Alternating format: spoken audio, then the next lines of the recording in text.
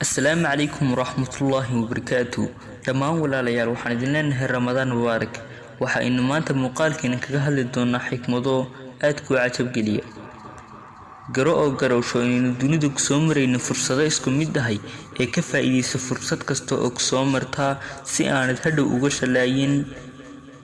Haddii ay ku dhaawacaan dadku ha u murugoon waayo iyagu waa bashar adiguna la mid ayaa tahay ogowna waxba kaama qaadi karaan waxna kuma soo kordhin karaan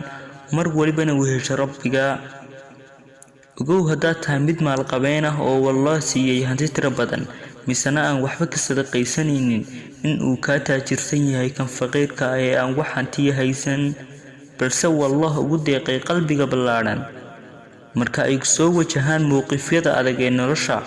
dhabarka ha u jeedin oo waja taladana u dhiibo rabbiga